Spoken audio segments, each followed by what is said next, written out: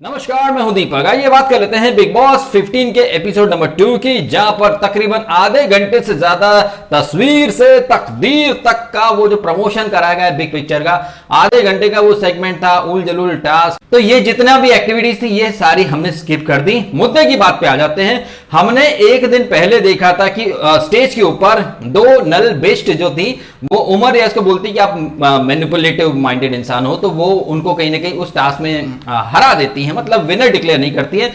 अब देखिए साहब, ये डोनाल्ड ट्रंप नहीं, दो नल बेस्ट जो हैं ये कह रहे हैं कि इन्हें मैनिपुलेटिव लोग पसंद नहीं है। लेकिन मैडम आप एक ऐसे शो में आ गई जो शो ही मैनिपुलेट करता है, पब्लिक को मैनिपुलेट कर दिया ऑडिशन के नाम पर, नकली जंगल खड़ा करके जंगल थीम आप देख लो ना साहब। होस्ट बोलता रहता है पब्लिक से वोट करो वोट करो, वोटिंग में मैनिपुलेशन होता है, पूरा शो ही मैनिपुलेशन का है। तो एक ऐसा शो जहां मेकर्स होस्ट सब मिलकर पब्लिक को मैनिपुलेट करते हैं, और आप कह रहे हो कि आपको मैनिपुलेटिव लोग पसंद नहीं, तो मैडम आपने ये शो करने की हामी कैसे भर दी? आपको तो तुरंत पहली फुर्सत में निकल जाना चाहिए शो से, because it's a manipulative show ना। लेकिन यही दो नल बेस्ट कैसे मैनिपुलेट करती हैं, यहां मैं कहना तो नहीं चाहता, लेकिन ईशान सहगल जो इमोशनल फूल साबित हुआ है।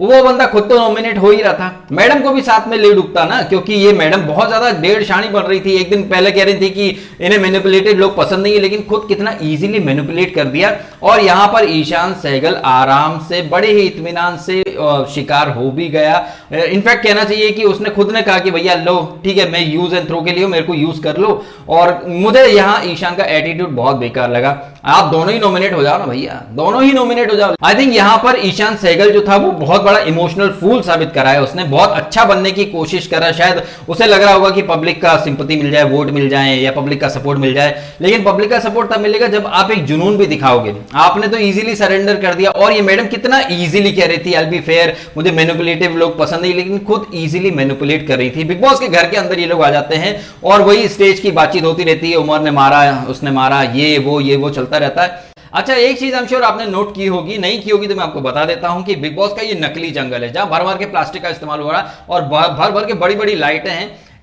ऐसा जंगल, नकली जंगल जहां लाइटिंग है दुनिया भर की, वहां ये लोग छोटी सी लालटेन लेकर के आ रहे हैं। एंड आई वाज लाइक, वो जो इंस्टाग्राम पर काफी फेमस है ना वो खैबी, वो ऐसे ऐसे करता रहता है। जब ये जय भानुशाली घुसा था छोटी सी लालटेन लेकर, वो घर में घुसे, वैसी लाइटें इतनी जल रही हैं, उस लालटेन की जरूरत क्या थी? मतलब ये देख कर ऐसा लगा ये चल क्या रहा है भाई, ये चल क्या रहा है?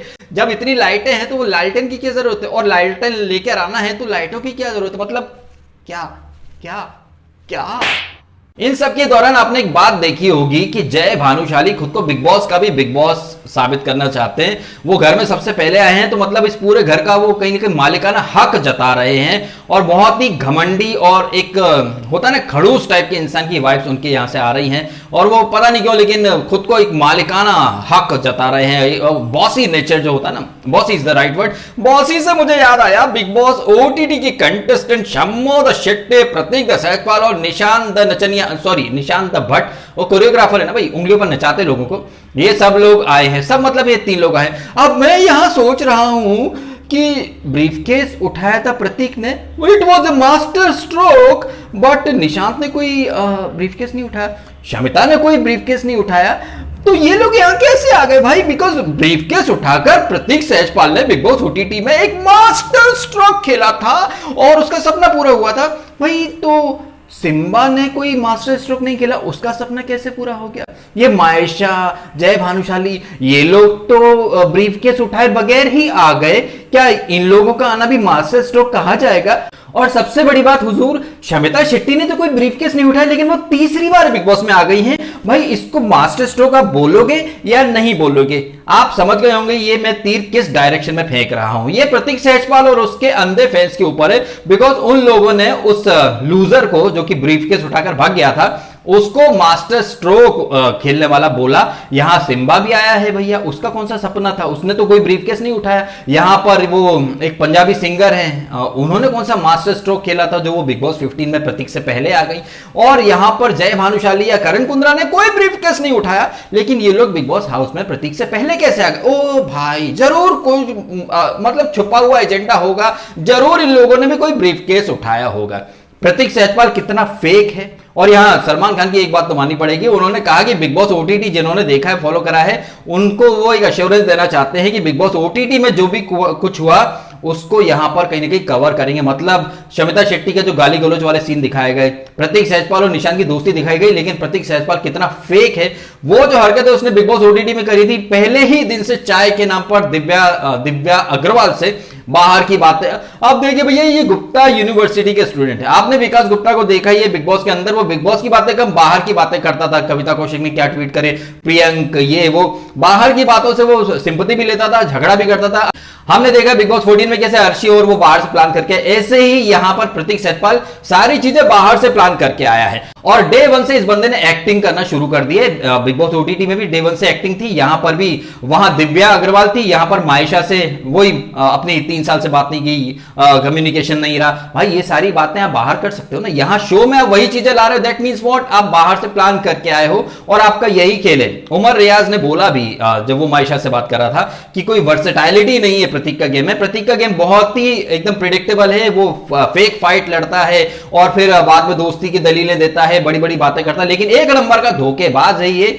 बिग बॉस में ये जंगल वाली थीम है तो 2 दोगले सांप है, एक है वो डो नल बिस्ट जो कि मुंह पर कुछ और करती कुछ और है, और प्रतीक तो सबसे बड़ा वाला धोखेबाज और दोगला सांप है। भाई वो जो इस पर भरोसा करेगा वो उसी का पैर काट देगा। और जैसे हमने देखा था बिग बॉस ओटीटी में, अक्षरा उसकी पार्टनर थी, लेकिन जो कुछ सॉफ्ट पॉर्न वाली हरकतें जो कि वो नेहा बेसिन के साथ करना चाहता था वो अक्षरा के साथ नहीं कर सकता था। तो ठरक बुद्धि और सॉफ्ट पॉर्न मटीरियल प्रतीक की जो जर्नी बिग बॉस ओटीटी में जिन्होंने देखी है अच्छे से, वो अच्छे से समझ सकते हैं कि प्रतीक किस हद तक गिर सकता है, खेल के लिए कितना फेक जा सकता है। तो प्रतीक तो फुल्ली फेक है, और प्रतीक के साथ में जो एंट्री करी है शमिता शेट्टी वो कितनी झूठी है।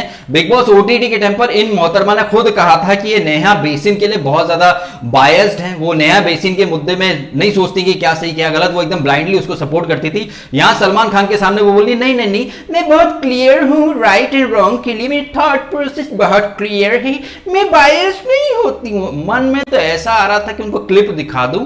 तो ये देख लीजिए साहब, ये है शमिता शेट्टी। अब देखिए चलो नेपोटिज्म को साइड में हटा दे, तब भी Shamita Shetty time and again खुद को दोगली, हिपोक्रेट और भयंकर लेवल की झूठी साबित करती है। आई डोंट नो वो कौन लोग हैं जो इसको सपोर्ट करते हैं, क्योंकि ये बोल रही थी मुझे बहुत सपोर्ट मिला। सबको पता है तुम अपने जीजा के सिंपैथी कार्ड के लिए आई थी, और आप विडंबना देखिए, आप इसे इत्तेफाक कहिए, विडंबना कहिए या कुछ भी कहिए कि ये बिग बॉस ओटीटी में फाइनलिस्ट बन के बाहर होती हैं और 2-3 दिन के अंदर इनके कुंदरू जीजू बाहर आ जाते हैं जेल से। तो एक जो माहौल बनाया गया था सिंपैथी शिल्पा शेट्टी के परिवार के लिए, उस मिशन को इन्होंने सक्सेसफुली अंजाम दिया था। और आप देख लीजिए सलमान खान जो कि बिग बॉस 14 में राहुल वैद्य के टाइम पर बोल रहे थे कि बिग बॉस के अंदर किसी को दोबारा आने का मौका बहुत कम मिलता है, कभी नहीं मिलता है किसी गिने चुने को। अरे शमिता शेट्टी और विकास गुप्ता का नाम लेना भूल गए क्या?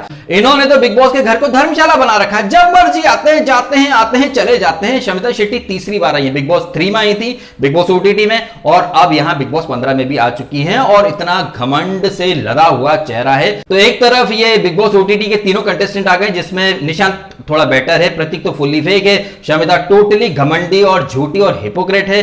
और कहीं ना कहीं शमिता को थोड़ी टक्कर मिलेगी जय भानुशाली से। जय भानुशाली पता नहीं क्यों, लेकिन कहना तो नहीं चाहता, लेकिन सिद्धार्थ शुक्ला से जो दोस्ती थी, या फिर सिद्धार्थ शुक्ला के टाइम पर पीआर का वो काम कर रहा था, आप देख लीजिए कि जय भानुशाली की टीम सिद्धार्थ शुक्ला का तस्वीर लगाकर सिंपैथी लेने की कोशिश कर रही है। और जय भानुशाली खुद को कहीं ना कहीं इस सीजन का सिद्धार्थ शुक्ला साबित करना चाहता है। बहुत ही गुस्सा दिखा रहा है, बॉसी नेचर दिखा रहा है कि फर्क नहीं पड़ता, मैं किसी के लफड़े में नहीं घुसता, ऐसा वैसा। वो सिम्बा ने छोटी सी बात कही थी कुछ जनरेशन गैप की, एंड आई थिंक जिस टोन में जय भानुशाली जय से बात कर रहा था, ये बिल्कुल वैसा ही लग रहा था जैसे कॉलेज में कोई फर्स्ट ईयर में जब लड़का जाता है तो फाइनल ईयर के जो स्टूडेंट होते हैं, छात्र होते हैं, वो रैगिंग करते हैं। तो यहां पर जय भानुशाली उस सीनियर एकदम थर्ड क्लास सीनियर की तरह बिहेव कर रहे थे, जो कि एक फ्रेशर के साथ रैगिंग कर रहे थे।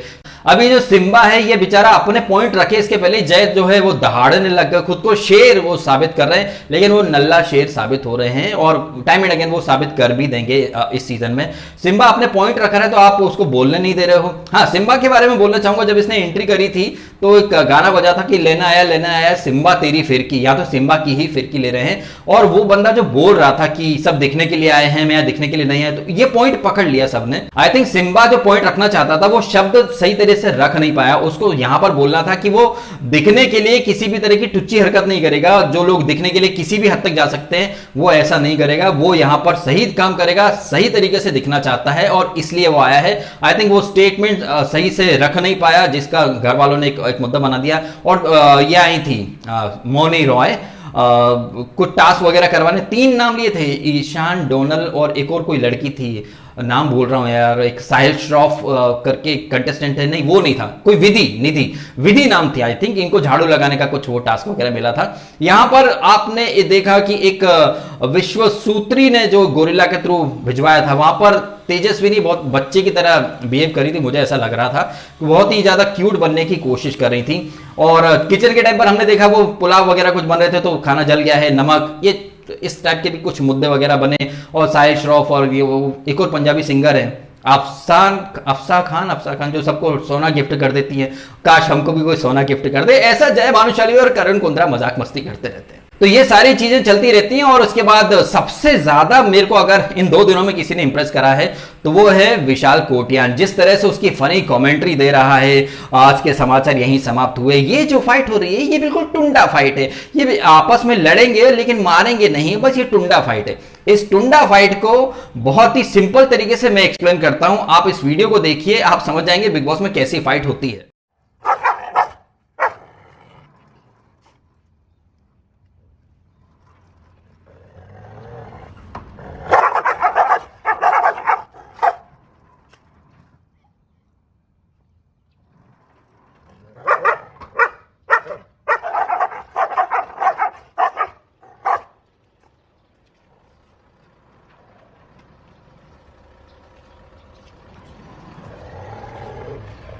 आपने गोलमाल फिल्म देखी होगी, लगाना लगाना लगाना तू लगाना लगाना, तो ये बिग बॉस में ये टुंडा फाइट होती है। टुंडा फाइट नाम बहुत अच्छा दिया है। विशाल कोटियान साबित कर रहा है कि दिखने के लिए आपको लड़ाई झगड़े की कोई आवश्यकता नहीं है। आप फनी वन लाइनर्स बोल दो, थोड़ा सार्काज्म दिखा दो, और क्या चाहिए आपको? दीपिका नहीं, वो तो माल फूकने गई होगी। तो विशाल कोटियान 2 दिनों में सबसे जबरदस्त इंटरटेनिंग बंदा लगा है मुझे। उसके पॉइंट रखने का तरीका, बात रखने का तरीका, और जंगल थीम में वो बहुत ज्यादा फिट हो रहा है। बिकॉज उसको देखकर मुझे टार्जन की एक फील आती है। टार्जन की फील से मुझे याद आया रामायण अभी बीच में आई थी, आप सबने देखा होगा। रामायण में सुग्रीव और जितने वानर सेना के थे उन सबका आपने देखा था कैसे मेकअप से मुंह थोड़ा एक्स्ट्रा लगा दिया जाता है। यहाँ प्रतीक की so called ex girlfriend Maysha का तो ऊपर का जो होंठ है वो कुदरती वानर सेना का कहीं ना कहीं एक सिमिलैरिटी दिखाता है। और आई थिंक ये शायद प्लास्टिक सर्जरी का असर है या क्या है, क्योंकि बहुत ज्यादा वो उनका होंठ ऊपर की तरफ उठा हुआ है। देखकर लगता है कि वानर सेना का कोई शायद बंदर बांदरी जंगल में छूट गई थी तो वहां आ गई। तो प्रतीक यहां पर अगेन मायशा से अपने रिलेशनशिप की बात कर रहा है, और उमर रियाज से उसका एक खामखा की टुंडा फाइट भी होती है। तो माहौल सज चुका है आने वाले दिनों में और ज्यादा धूम धड़ाके वगैरह होने के लिए। विशाल कोटियान की जो कमेंट्री है मैं उसके लिए बहुत ज्यादा एक्साइटेड हूं, क्योंकि ये बंदा बगैर किसी लड़ाई झगड़े के सिंपल वे में लोगों को एंटरटेन कर रहा है। और जय भानुशाली खुद को कहीं ना कहीं इस हवेली का मालिक साबित करने की कोशिश जद्दोजहद में लगे हैं। ओवरऑल ठीक ठाक एपिसोड था, कोई बहुत अच्छा नहीं था। देखना इंटरेस्टिंग होगा कि बगैर सहारे के शमिता शेट्टी कैसे आगे बढ़ पाती है, क्योंकि सलमान खान ने बोल दिया कि आपको इंडिपेंडेंट होकर खेलने की जरूरत है। आप सपोर्ट की बैसाखियों पर चल रही थी बिग बॉस ओटीटी में, लेकिन ये मोहतरमा मानती कहां है? बिल्कुल नहीं मानती है कि ये सपोर्ट के बगैर चल नहीं सकती। अगेन फिर मैं वही बात कहूंगा तो लोग कहेंगे कि सर आप तो वही स्टेटमेंट रिपीट कर रहे हो। मैंने कहा था कि उमर रियाज ने कहा कि उसके भाई की वजह से उसको मौका मिला है, लेकिन शमिता शेट्टी आज तक नहीं बोल पा रही है कि वो शिल्पा शेट्टी की बहन है, इसलिए उन्हें तीसरी बार बिग बॉस में मौका मिला है। झलक दिखला जा, खतरों का खिलाड़ी, जितने भी शोज उन्होंने करे हैं वो सिर्फ शिल्पा शेट्टी की बहन होने की वजह से उन्होंने करे हैं। लेकिन आप देख लीजिए, मैं बहुत स्ट्रांग हूं, ये हूं वो हूं। सलमान ने एक बात तो सच बोल ही दी ना कि बगैर सपोर्ट के आप खेल के दिखाओ, आप इंडिपेंडेंट नहीं थी वहां पर। लेकिन ये मोहतरमा आप देख लीजिए, सोनम कपूर खुद को बहुत बड़ी टैलेंटेड एक्ट्रेस मानती है, सोनाक्षी सिन्हा। तो ये जो नेपोटिज्म के लोग हैं ना, ये बहुत ही ज्यादा घमंडी हैं। इनको कोई रियलाइजेशन दिलाता तो उसको मुंह बंद कर दिया जाता है, लेकिन ये लोग टाइम एंड अगेन खुद को एक फ्लॉपिया साबित कर चुके हैं, बट मानने को तैयार नहीं होते हैं कि ये प्रिविलेज इन्हें मिले हुए हैं, इसलिए ये लोग बार बार आ रहे हैं। बट इसके बावजूद ये सोलो नहीं खेल सकते। Shamita Shetty is the perfect example कि आप सपोर्ट के बिना चल नहीं सकती, लेकिन घमंड टनों के भाव से लेकर के चलती हैं मैडम। घमंड तो जय भानुशाली को भी पता नहीं किस बात का, शायद कॉन्ट्रैक्ट का घमंड हो, ऐसा मुझे लगता है। आपको क्या लगता है कमेंट करके जरूर बताएं। एंड आपको क्या नहीं लग रहा कि विशाल कोटियान ने 2 दिनों में अच्छा खासा एक कहीं ना कहीं फैन बेस बना लिया है अपनी फनी वन लाइनर्स और कॉमेडी से, बगैर किसी झगड़े के बंदे ने कहीं ना कहीं लोगों के दिल में एक इंप्रेशन छोड़ दिया है। वहीं ये जो प्रतीक है वो तो वही बिग बॉस ओटीटी के वहीं से स्टार्ट कर रहा है, वही फेक फाइट, वही गुप्ता यूनिवर्सिटी के फंडे बाहर की बात है, ये सब शमिता शेट्टी का झूठ, और करण कुंद्रा अभी स्लोली चल रहा है कछुए की स्पीड से, उसको मैं थोड़ा सा इंटरेस्टिंग तरीके से मैं देखना चाहूंगा कि वो कैसे अपने टाइम पर पत्ते खोलता है। बाकी तो जो सिम्बा जो भी पूरी तरह खुल नहीं रहा है, साहिल श्रॉफ को बोरिंग बोला गया है। मैं भी चाहूंगा कि साहिल श्रॉफ या सिम्बा खुल जाए इससे पहले कि वक्त हाथ से निकल जाए। चलिए तो इस नोट पर यहां पर मैं वीडियो कर देता हूं खत्म। आप मेरी बातों से कितने सहमत हैं, कितने सहमत नहीं है, कमेंट करके जरूर बताइएगा। और अगर आपको ये वीडियो अच्छा लगा तो इसको भी लाइक करना, कमेंट करना, शेयर करना और करना सब्सक्राइब डीएसके टॉक्स अगर आपने नहीं किया तो। आपने समय निकाला, ये वीडियो देखा, आपका बहुत बहुत धन्यवाद।